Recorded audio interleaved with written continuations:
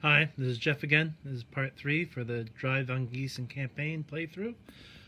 First topic I want to address is, before we proceed to the battles, is Soviets here have available artillery support for this battle, as well as these two battles. These two artillery battalions can support the adjacent battles, north and south, and then this artillery battalion can support here and here. Now, the artillery units can't support all the battles adjacent, so they have to be allocated.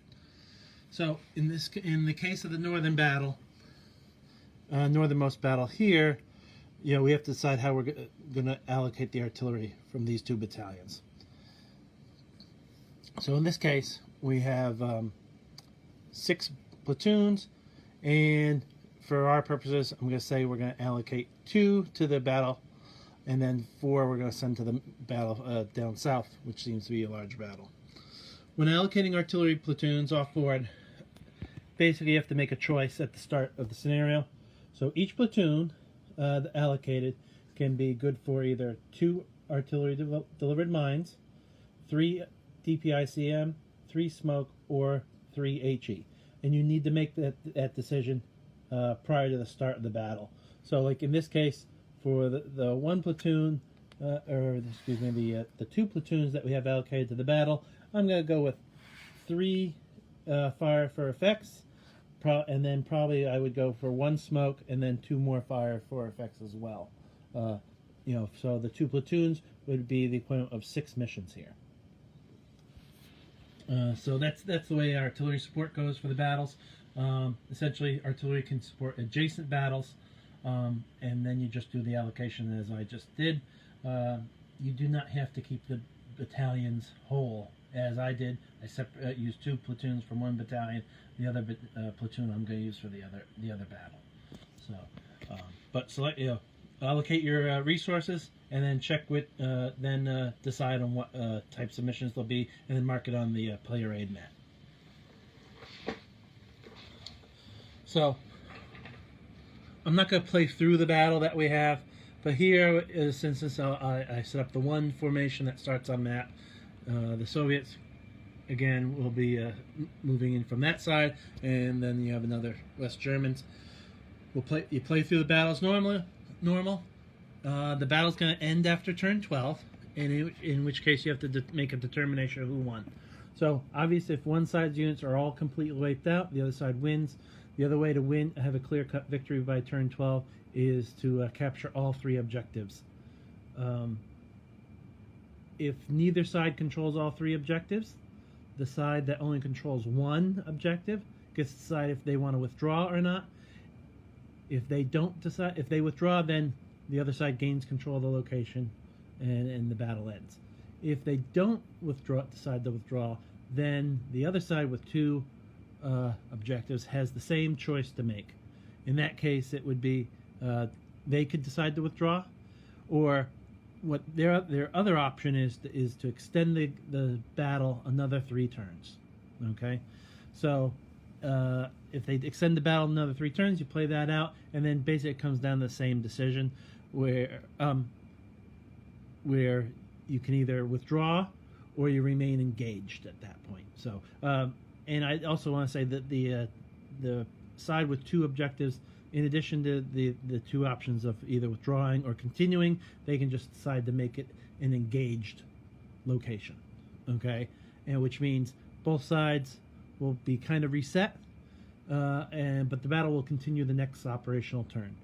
Essentially, both sides would be withdrawn to their map edge, or you roll to see who has more. And one side will be starting closer to their map edge, and the other will have the majority of the map board. So, but essentially, you're going to reset the battle for the next turn, and both sides can bring in reinforcements and stuff, and they can reallocate the artillery support for the battle. Okay. Also, 2 other considerations for when you're conducting the battles here is that if one side's units are wiped out before turn 8, the other side can basically use the bypass option, in which means they can move into an adjacent location, either creating a new battle or lending reinforcements to an already existing battle. And lastly, if a force is able to cross the board and exit formation, exit all the way across the board, they are also allowed to do that. If they do that by turn 6, they can enter a new location, again creating either a new battle or a reinforce an existing battle. And those rules are in place really is just to prevent the idea of just having one platoon set up, forcing a battle, and then stopping an overwhelming force for that operational turn regardless.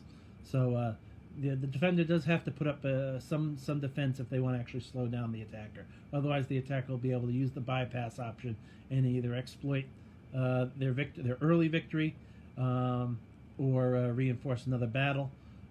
So if the defender wants to slow down the attacker, they have to hold on at least until turn 8.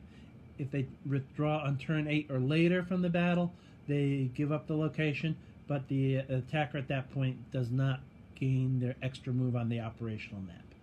Okay. Finally, at the end of battle, you're going to roll for replacements, and you're going to roll for each reduced or eliminated unit, and it's right on the player aid for the replacement. There's two tables, both for vehicles and troops, and it also depends on who controls the battlefield.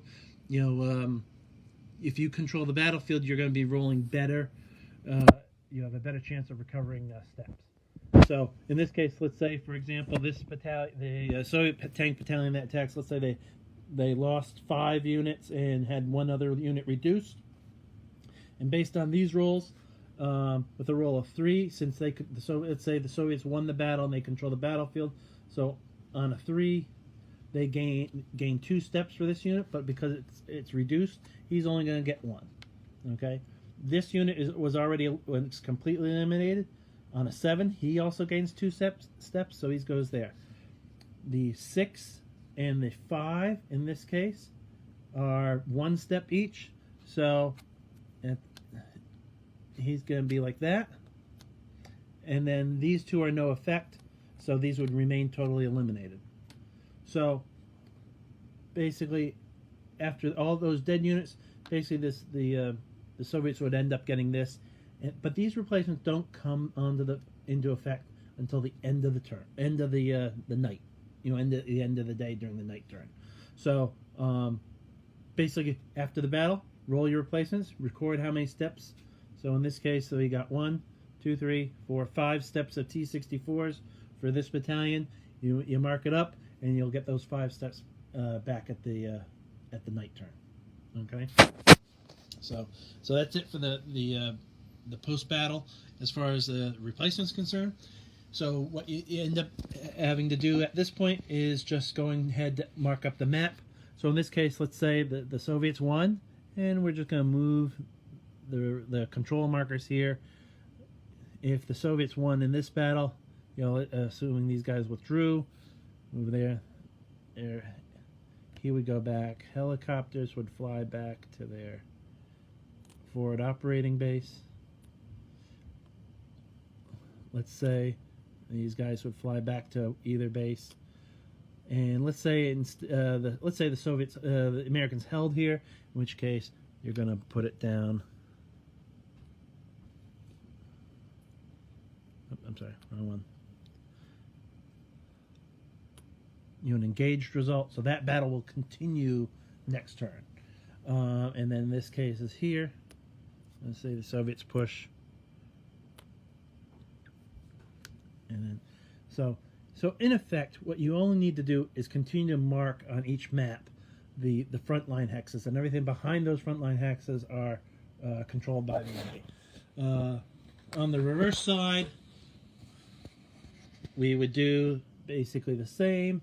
So in this case, NATO withdraws. NATO withdraws. Oh, I do have to put the headquarters back there from the battle once I did finish the battle.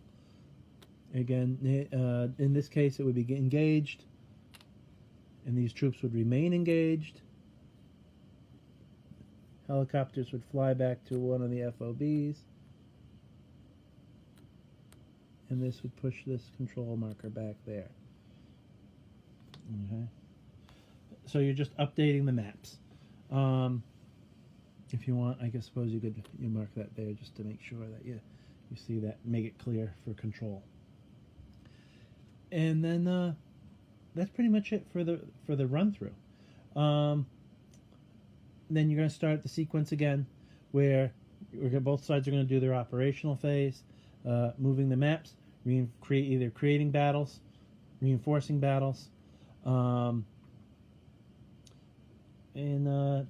that's really the gist of it and everything. So I hope these videos have been informative. It's the first time I tried it, so I hope it worked out well.